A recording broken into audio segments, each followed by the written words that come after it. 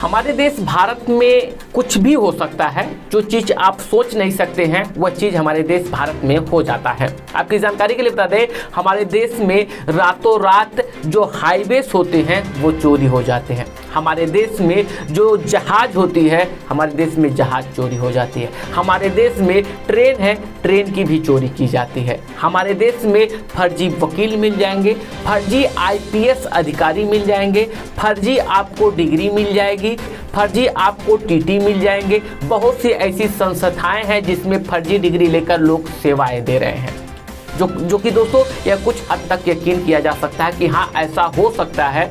But दोस्तों आपसे ये कहा जाए कि हमारे देश भारत में फर्जी कोर्ट चलाई जा रही थी और फर्जी जज बैठे हुए थे और फर्जी आदेश भी पारित हो रहा था।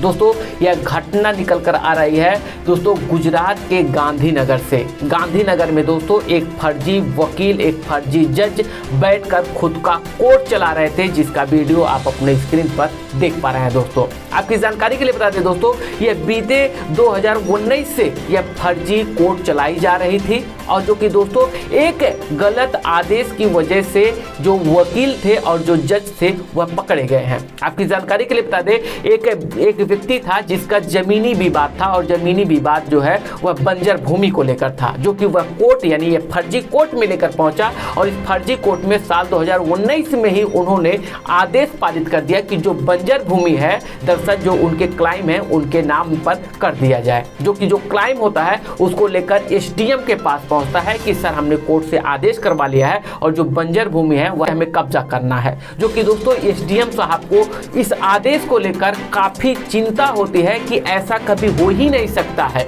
जो कि उस आदेश को लेकर वह जिले पे जाते हैं डीएम के पास और वह जो फर्जी आदेश होता है उसको दिखाते हैं कि सर ये कैसे कैसे हुआ। जो कि डीएम साहब और एसडीएम साहब के जो हाथ पैर थे वो फूल गए और फौरन जो क्लाइम था उसके पास पहुंचे और उनसे पूछा गया कि इस आदेश को आपने कहां से लेकर आया। जो कि क्लाइम लेकर वहां पर गया जहां पर फर्जी कोर्ट चलाई जा रही थी, फर्जी वकील और फर्जी जज बैठे हुए थे। उसके बाद इन लोगों की भांडाफोड़ हुई। जो कि भांडाफोड़ के दौरान दोस्तों आपको यह सुनकर शॉकिंग लगेगा, इन लोगों के पास करोड़ों अरबों रुपए की प्रॉपर्टी। यह लोग जो केस देख रहे थे दोस्तों, खास करके सिविल केस देख रहे थे, जो जमीनी विवाद थी उसी को देख रहे थे और उसी जमीन को दोस्तों अपने नाम से गलत तरीके से करवा लिया करते थे। तो आज के टाइम में इन लोगों की भांडाफोड़ हुई और उसके बाद से पुलिस इन्हें गिरफ्तार कर लिया। जो कि दोस्तों इनका एटीट्यूड देख रहे हैं, कैसे पुलिस के साथ ये फर्जी जज साहब चल रहे हैं। इन्हें कोई टेंशन नहीं है कि मैंने कितना बड़ा क्राइम किया, कितना बड़ा जुर्म किया है।